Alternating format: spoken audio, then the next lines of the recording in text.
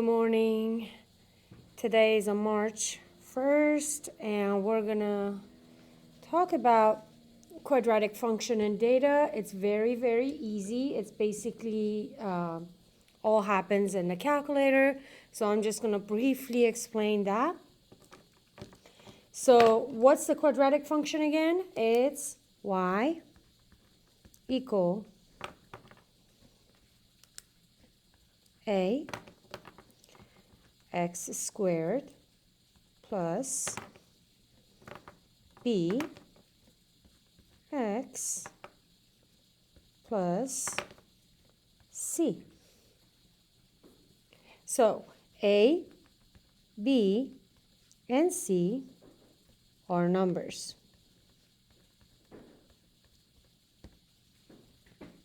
So when we have an equation like this, we know how to graph with the calculator. Like you just click on calculator. Not the calculator. You click on the graph, like you put your equation in y equal, right? Like something like that. And then you graph it. If you want a table, you do second graph, which makes it so basically the graph is like this, and then you know if you do second graph, it will show you the table. But what would happen if we have a table and they ask us to do the opposite? How would you find equation while you have a table? Okay, that's how you do it with the calculator. So let's go back and take a look at the back of the paper. It has a great example. So here it says, using technology, calculator, input the table values and find the values of A, B, and C. Right?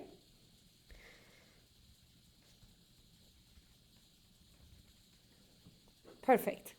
We do have a table, but we don't have equation. How we're going to do that? So the steps are written for you. So we're going to go ahead and do that. We're going to click, I'm going to clear this one first. Whenever you want to get out of the table, you can simply just do second mode, which means it's going to quit whatever you had and get out of that window. Okay? So now, let's go ahead and click on Stat. So we're going to click on Stat. Then in our list over here on the first page, you can see it says the steps that you need to take. So first one was a step. And then you have to click on Edit, Enter. You see that it gives you a table.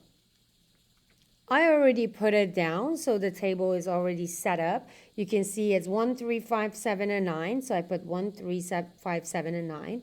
And then height is 3.92, 5.28, 6.608, and 552. So put it in your calculator.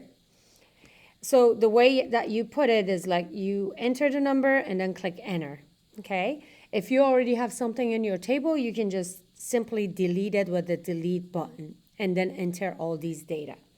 So just so you know, this is your X and this is your Y. So L1 here is your X and L2 is your Y here. Okay. Then after that, we enter the data. It says click on a stat again. So there you go, stat. Then it says click on calc. So we're going to move to the right and click on calc, and then number 5. There you go.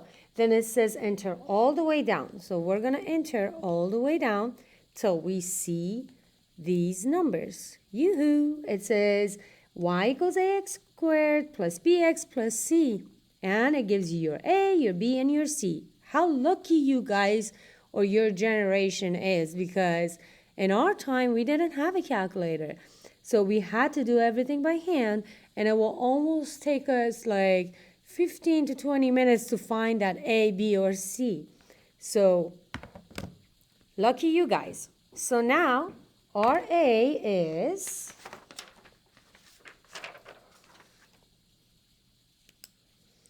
negative 0.08, B is 1, and C is 3. Okay, then it says using the value above, write a quadratic function. Oh, it wants us to write down quadratic function. To represent the data in a standard form. Oh, it wants us to write it down in the standard form also.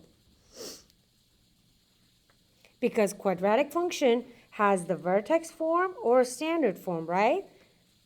The vertex form is the one that has h and k, but the standard form is just the standard form, the one that we always use, like f of x equals ax squared plus plus bx plus c. Correct? So now, simply, we're just going to put these values inside A, B, and C. We're just substituting those values inside of these. So my my equation would be f of x equals negative 0.08 x squared plus x. Can I put x instead of 1x? Of course I can. Plus 3. And that's my standard form of this quadratic function. So that's that. Okay? Now, number 2 says, Giovanni used the water balloon launcher to launch a balloon at his brother. Oh, God. The table shows the height of the balloon, f of x, at different times. Use the table to answer question 9 to 12. So basically, this is our x, and this is our y. Right? So how you read this is like at the time 0.5 second, that balloon gets to the 18 feet. At 1 second, it's at a height of 26 feet and goes on. So let's put that inside your calculator again. So I don't have a y. So I'm just going to do, again, if I want to get out of here, I can just simply say second mode, which will quit from that window. And then I'm going to do stat, edit, and enter all my, so I deleted all, and then I put 0.5, enter, 1, enter, 1.5, enter, 2, enter, 2.5, enter. Now I'm going to go to the L2 column and delete it all, and then enter my data again. 18, enter, 26, enter, 26, enter, 18, enter, and 2. Enter. There you go. You have to check to make sure that these all the same as this table. Okay, now I have to click Stat again, Calc, number 5, enter all the way down, boom. It gave me my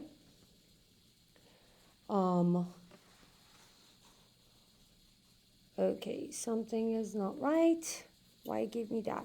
Let me check. Okay, sometimes you need to check your table again. Let's check my table. Okay, let's see, what did I put wrong? 1, 1.5, 2, 2.5, 18. Oh, there you go. Do you see that? Instead of 26, I put 2. I knew right away that something is not right. Okay, there you go. I fixed it. Now again, I'm going to go ahead and do Stat, Calc, number 5, enter all the way down. There you go. Now it's better. Okay. So my A, B, and C values are there. So it is negative 16, 40, and 2. Meaning my f of x is negative 16x squared plus 40x plus 2. It says use your function to predict the height of the balloon after 0.75 seconds. So that's my x. And it wants to know at that point, at that time, what would be my height. So I do have the x. I can simply substitute it inside of my x and my formula and just find my y. So I'm going to say y equals negative 16x squared plus 40x plus 2. Now I have it as y equals negative 16, instead of x squared, I'm going to put 0.75 squared plus 40.75 plus, I don't have enough room, so I'm just going to put it over here, plus 2. Okay? Now, if I put this one inside my calculator, I would get y equals 23 feet. You can just use your calculator and make sure that I did it right. 11, find a vertex and explain its meaning, the context of the situation. Okay, there you go. Vertex, we have the equation now. So we can just simply put it in our y equal and find a vertex. Here, I'm going to put it, oh, I already did. So I'm going to graph it to make sure if I have x max or minimum. It has a very big window, so I'm going to adjust my window. So I'm going to say my x minimum, I'm going to put it negative 1. I'm going to put 40 for my x maximum, negative 10, and 10. Graph it. Oh, still. Oh, what did I do? So my window, so instead of changing that to, I'm going to say negative 10, 10, y minimum, negative 10, y maximum, because I want to see the upper part of my window. So it would be 40. There you go. There you go. Okay. So it is maximum, right? And I'm trying to find a vertex which locates over here, right? So I'm going to say second trace. I'm trying to find the maximum part. Then it says left bound. It's already in left side, so I'm going to hit enter. Then I'm going to move it to my right bound. Click enter. It says guess, so click enter again. So there you go. What's my vertex point? 1.25 and 27.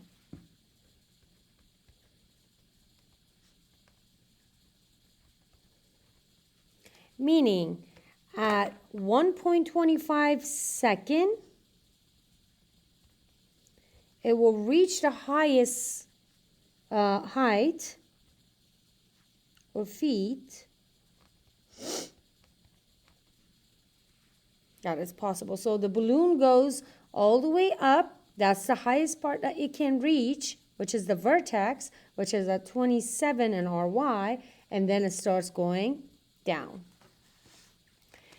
Okay, I still want to have that graph here. So give a reasonable range for the data.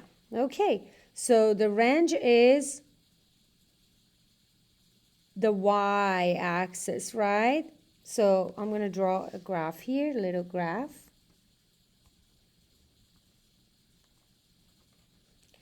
Realistically, the balloon starts from 0 because the way that it shows, it feels like it's underground. If this is the ground, the balloon starts to going from here, right? So it starts from here, goes all the way up, and then goes down and land on the ground again, right? So that point is 27. So when we're talking about range, we're talking about y. So what is my y is here. So the boundary is between 0 and 27. So my y is between 0 and 27. And that means, and they're both included because they're both included on those points.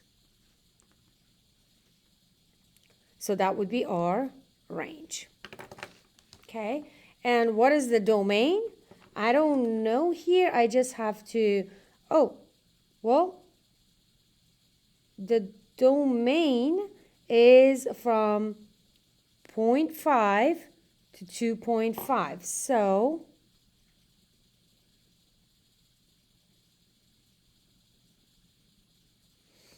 let me check one more thing.